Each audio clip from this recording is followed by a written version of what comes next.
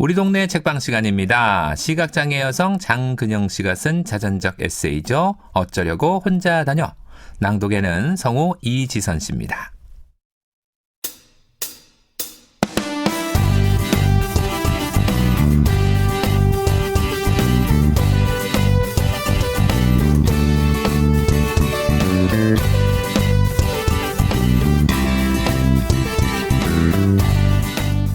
입사 후 2달이 수습기간으로 되어 있었지만 한 달도 채 되지 않아 독립하여 본격적으로 실무에 투입되었다. 나름 빠르게 업무를 숙지한 편이었다. 그런 나를 팀장은 기특해했다. 그러면서 교육기간 동안 대리에게 배우며 메모하는 것을 보고 그 메모를 문서로 만들어 오라 지시했다. 팀장의 명이기에 퇴근 후 집에 가서 열심히 교육 내용을 다시 꼼꼼히 정리했다.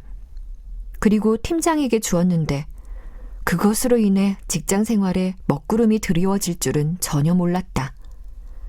꽤 명성이 나 있는 병원임에도 불구하고 콜센터는 소홀히 운영되어 온 탓인지 병원의 역사 못지않게 오래된 콜센터임에도 부서에는 신입 직원을 위한 변변한 교육 매뉴얼조차 갖춰져 있지 않았다.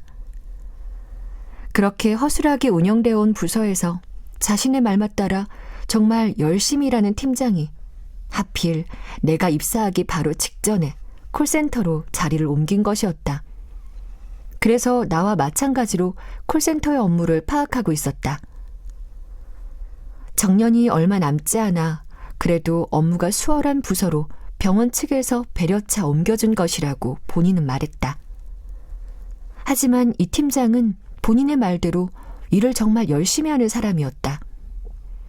교육 내용을 정리한 문서를 보고 팀장은 주임을 불러 문서를 토대로 교육 매뉴얼을 만들라고 지시했다. 그런가 보다 했으나 주임은 그런 나를 미워하기 시작했다. 이제 갓 들어온 신입의 정리본을 토대로 매뉴얼을 만들라고 하니 그 자체로 못마땅했던 것이다. 이후 주임은 업무 전화를 하는 주변에 계속 와서 듣고는 통화가 끝날 때마다 정리한 내용이 잘못되었다고 지적을 했다. 신입인 나로서는 주위를 맴돌며 지적을 하겠다고 도끼를 바짝 품은 채 고객과의 통화가 끝나기만 기다리고 있는 주임이 너무나 부담스럽고 불편했다. 일에도 집중하기가 어려웠다. 통화가 끝나면 역시나 정리본을 가리키며 왜 이렇게 메모했는지 이유를 설명하라고 했다. 이유라. 도대체 무슨 이유가 있겠는가? 입사한 지 2달도 안 된 내가 그렇게 메모한 것은 그렇게 배웠기 때문이고 그 이상도 그 이하도 없었다. 그저 대리한테 배운 그대로 정리한 것뿐인데 뭐가 그렇게 문제인지 정말 혼란스러웠다. 하지만 시간이 지나면서 주임이 왜 그랬는지를 알게 되었다. 나중에 알았지만 나를 교육한 대리는 업무 스타일이 구식이고 바뀐 업무를 잘 숙지하지 못하는 경우가 있어 아래 직원들이 뒤에서 엄청 수군대는 사람이었다. 하지만 경력이 가장 많은 사람이라는 이유로 계속 신입 교육을 맡아서 하고 있었다. 그리고 직원들은 뒤에서만 욕하고 앞에서는 한마디도 못하는 상황이었다. 주임 또한 대리의 업무 스타일에, 아니 무능함에 불만이 많았기에 당사자인 대리에게는 뭐라고 하지 못하고 대신 그에게 교육받은 내용을 숙지하고 정리까지 한 나를 잡은 것이었다. 신기한 일은 대리는 내가 잘못 숙지한 것이라며 자신은 그렇게 가르친 적이 없다거나 기억이 안 난다고 하며 뒤로 빠지는 것이다. 일만 못하는 것이 아니라 무책임하고 비겁하기까지 한 사람이었다. 이런 상황에서 다른 직원들은 거리를 두기 시작했다. 팀장이 대학 나온 애라고 일도 제대로 못한 나를 편애한다고 인식되어 버린 것이었다. 입사 초에 정말 많이 힘들었다. 먹구름이 잔뜩 끼어 있었고 높아질 대로 높아진 습도를 온몸으로 머금은 것처럼 어둡고 무거운 몇 개월을 보내야만 했다. 하지만 이것도 과정이라 생각하고 대리, 주임, 그리고 직원들에게 좀 더 나를 낮추며 잘못 숙지했다며 더 배우겠다고 하면서 다가갔다. 그런데 그 과정에서 예상치 못한 또 다른 이상기류에 휩쓸리게 되었다. 그저 팀원들과 잘 지내고 싶어 어울린 것뿐인데 그것이 나에게 무한 신뢰와 기대를 주었던 팀장에게는 마치 내가 팀장을 배신한 사람처럼 되어버린 것이다. 팀장은 부서를 슬슬 휘어잡아 나가려는 과정이었고 자신의 손으로 처음 뽑은 직원인 나를 이용해 기존 콜센터의 문제점을 개선해 나가면서 부서를 장악해 나가려고 했다. 그런데 내가 직원들 속에 섞여 잘 어울리는 것을 보며 자신 뜻대로 되지 않는다고 팀장은 생각했던 것이다. 직장 생활에 이전보다 훨씬 더 짙은 먹구름이 들이우고 있었다. 아부. 남의 비위를 맞추어 알랑거리는 것을 말한다. 아부를 잘하는 것은 정말 대단한 능력이라고 생각한다. 한 사람의 성향을 파악해서 요리조리 비위를 적절히 맞추는 일은 어떤 일보다 어렵다. 그런데 그 일이 사회생활에서는 매우 중요하다는 사실을 이곳에서 배웠다. 손발이 오그라들고 힘들지만 직장 생활에 있어서 꼭 필요한 것이 바로 그 아부라는 것이었다. 어떤 사람들은 태어날 때부터 아부를 가지고 태어났나 싶을 정도로 능숙하게 딸랑거리는 사람이 있는가 하면 반대로 그렇지 못해서 자연스레 조직이나 집단한테서 멀어지는 사람도 있었다. 장애인이 되고 온갖 복잡한 마음으로 들어온 첫 직장에서 심지어 면접장에서 눈물까지 보이고 들어온 직장에서 아부를 못한다는 이유로 나 홀로 돛담배처럼 저만치 밀려나고 싶지는 않았다. 팀장은 아부를 좋아했다. 정말 뭐 저런 말까지 해야 하나 싶을 정도의 빈말에 화색이 도는 사람이었다. 어머, 팀장님, 오늘 옷 너무 예쁘세요. 팀장님, 정말 머리가 좋으신 것 같아요. 어떻게 그런 생각을 해내셨어요? 다 말할 수는 없지만 하여간 엄청 좋아한다. 아부. 그런데 내가 그걸 못하는 문제아였다. 슬슬 사무실의 모든 직원이 팀장의 센 스타일을 눈치채고 아부를 떨며 시키는 대로 하고 있었는데 난 아무것도 하지 않았다. 눈치가 없었다. 그저 다들 저런 말을 하는 것을 좋아하나 보다 정도로만 생각하고 대수롭지 않게 여겼다. 그런데 팀장이 어느 날 어쩜 그렇게 이쁜 말을 할 줄도 몰라? 라고 말했으나 큰 의미를 두지 않고 넘겼고 여전히 어떤 반응도 하지 않았다. 돌이켜 생각해보면 그런 말을 노골적으로 하는 팀장도 정말 대단한 사람이었고 그렇게 대놓고 핀잔을 들었음에도 아무 눈치를 채지 못했던 나도 참 대단했다. 쌓일 대로 쌓인 팀장은 나를 벼르고 있었다. 병원에서는 직원들에게 여러 필수 교육을 듣게 했다. 그날도 퇴근 후 교육을 들어야 했는데 팀장과 동기 언니가 함께 교육을 들었다. 교육을 마치고 나오는데 팀장이 우리에게 병원에서 불우이웃 돕기 하는 거 알아? 사람은 베풀면서 살아야 해. 근데 자기들은 불쌍하니까 불우이웃 돕기 하라고 강요 안 할게. 말로 한 대 얻어맞았다. 불쌍하다? 병원을 나와서 동기 언니와 나는 근처 카페에 갔다. 동기 언니는 교통사고로 한쪽 다리를 저는 지체장애인이었다. 우리가 불쌍하다고? 언니는 불쌍한 장애인이니 불우이웃 돕기도 할 필요 없다는 팀장의 발언에 격분하고 있었다. 솔직히 나보고 불쌍하다고 한 사람은 팀장이 처음이었다. 그저 마음만 무거웠다. 동기 언니는 마치 다음날 출근해서 사무실을 뒤집을 것 같이 분노했지만 사회생활에서 어쩔 수 없는 일이라며 팀장에게 평소보다 더 아부했다. 앞에서는 웃어 보이고 뒤에서는 칼을 가는 언니의 모습은 때로 무섭기도 했다. 그런데 얼마 지나지 않아 올 것이 왔다. 팀장이 불쌍하다라는 말을 아무에게도 하지 않았는데 동기 언니는 뒤에서 다른 사무실 언니들과 이야기를 자주 나누었고 결국 그것이 대리의 귀에 들어갔다. 팀장이 부서를 장악해 나가던 상황에서 슬슬 팀장의 스타일에 불만이 있던 대리는 병원 노조에 가서 팀장이 장애인 직원들에게 장애인 차별 발언을 했다고 우리를 이용해 문제를 만든 것이다. 정말 그 대리가 싫었다. 우리를 정말 도와주고 싶었다면 그렇게 하지 않았을 것이다. 팀장보다 더 나쁜 사람이라고 생각했다. 장애인 근로자는 병원 노조의 가입 대상이 아니었음에도 노조에 가서 면담했다. 정말 팀장이 그랬냐며 힘든 일은 없는지 물었다. 아무 말도 하지 않았다. 팀장은 노조의 주의를 받고 부서에서 조금 조용히 지냈다. 그 조용함은 폭풍 전야와 같았다. 그리고 마침내 그날이 왔다. 직장 생활에 잔뜩 끼어있던 먹구름이 천둥과 번개를 동반한 폭풍으로 들이닥치던 날이었다. 병원은 평가 인증이라는 것을 받는다. 위생과 안전이 중요한 곳이다 보니 평가 인증은 병원 모든 면에서 매우 중요한 일이었다. 평가 인증이 있을 때는 평가위원이 며칠 동안 병원 곳곳을 돌아다니는데 우리 부서도 예외는 아니었다. 그리고 머무는 부서마다 직원에게 여러 질문을 던져 숙지사항을 평가하곤 했다.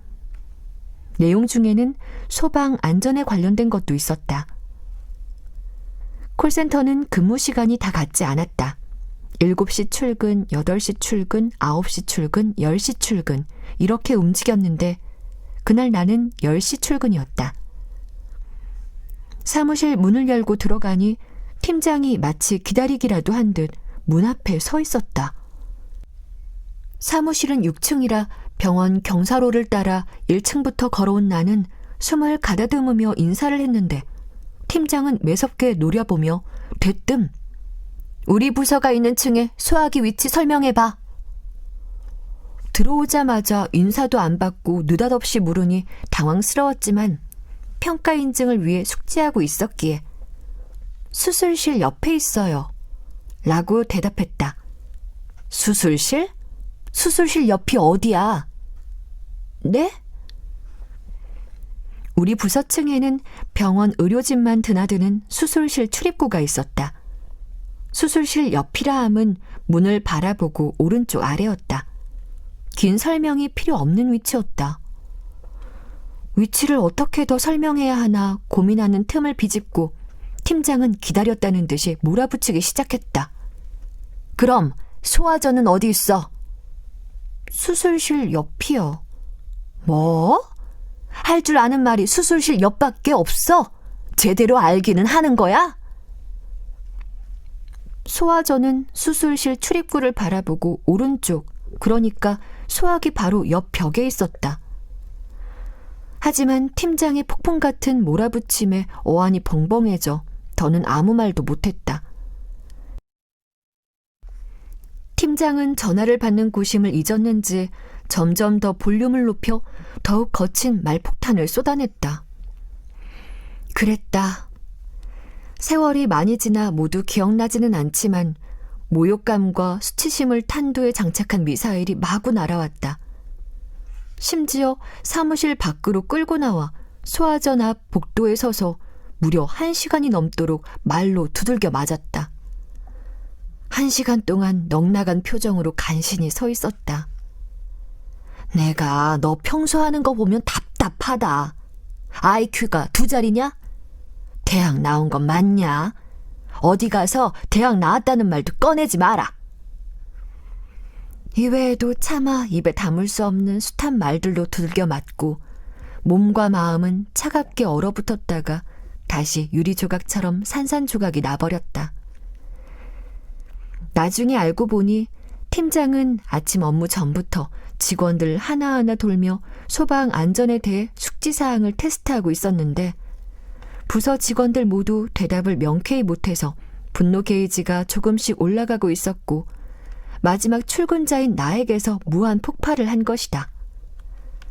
아부도 안 떨고 본인의 뜻도 헤아리지 못한 채 팀원들과 어울리고 장애인 차별 발언이 새어나가면서 본인을 곤란하게 만들고 여러모로 찍혀있던 터에 마침내 딱 걸린 것이었다. 그날 점심때 한 언니가 사실은 내가 가장 대답을 잘한 편이었음에도 다른 직원들에게 쌓인 분노까지 몽땅 나에게서 폭발한 것이라고 이야기해 주었다. 다른 직원들은 전화를 받기 시작해서 폭발시킬 사람이 없었다는 것이다. 왜 하필 마지막 출근자였는지 복도 많은 나다. 그저 하던 대로 평소처럼 일했다. 그리고 퇴근길에 전철에 타자마자 울기 시작했다. 사람들이 보든지 말든지 눈물이 빗물처럼 흘렀다. 상처는 지금도 또렷하다. 요즘 뉴스에 사회 문제가 되는 직장 내 괴롭힘 사건이 보도될 때 언어 폭력으로 제시되는 그런 말을 들었는데 몇 년 사이에 바뀐 세상이 서운한 건 왜일까?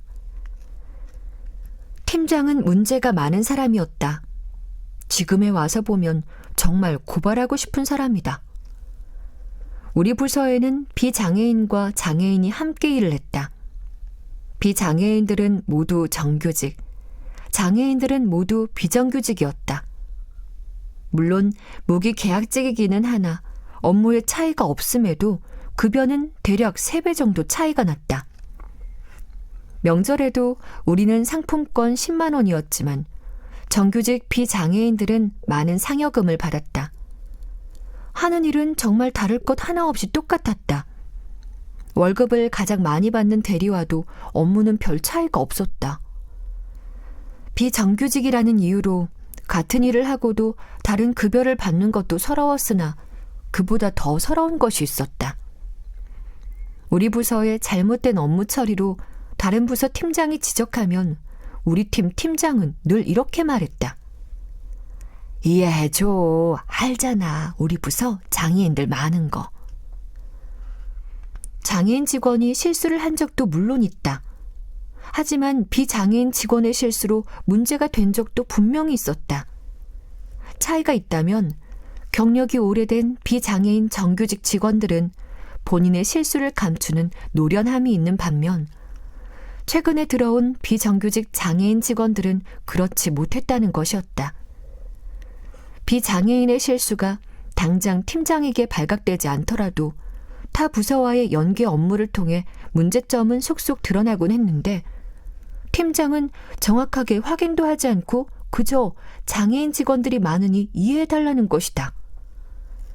업무에 있어 장애인이었기에 발생하는 문제는 전혀 없었다. 팀장은 장애인에 대한 잘못된 인식을 하고 있을 뿐만 아니라 자신의 입으로 말한 정말 정확하게 열심히 일하는 사람이라는 수식어에 스스로 위배되는 행동을 하고 있었다. 입사 동기 언니는 여러 불합리한 상황을 참지 못하고 딱 1년 만에 퇴직금과 함께 퇴사했다. 나보다 사회성이 좋아 잘 버틸 줄 알았는데 너무 아쉬웠다. 언니 퇴사 이후 병원에서는 장애인 계약직 직원을 3명 정도 더 뽑았다. 인건비가 정규직보다 적게 드는 장애인 비정규직. 거기에 장애인 의무 고용이 차츰 시작되고 있던 시기라 고용 부담금을 줄이기 위해서라도 장애인 직원이 필요한데 병원에 딱히 장애인 직원을 둘 부서가 없었고 만만한 곳이 콜센터였던 것이다. 직장 생활에 헤비급 폭풍이 지나간 뒤 체질에 안 맞지만 살기 위해 서툰 아부를 열심히 했다. 그런 나를 팀장은 나름 만족해했다. 많이 좋아졌어. 처음 입사했을 때와 비교해봐. 나한테 많이 배웠지? 시간이 지나 팀장은 나에게 이렇게 말했다. 그 말에 네, 더 노력하겠습니다. 싱긋 웃으며 말하던 내 모습이 쓸쓸하게 떠오른다. 인생살이 자체가 정말 모순덩어리이다. 중도 시각장애인 장근영 씨의 자전적 에세이 어쩌려고 혼자 다녀. 다음 주 우리 동네 책방에서 이어드리겠습니다. 낭독에는 성우 이지선 씨였습니다. 이윤수가 부르는 먼지가 되어 오늘 끝곡으로 들리면서 저도 인사드리죠. 함께하는 세상 만들기 지금까지 진행의 아나운서 정웅이었습니다. 안녕히 계십시오.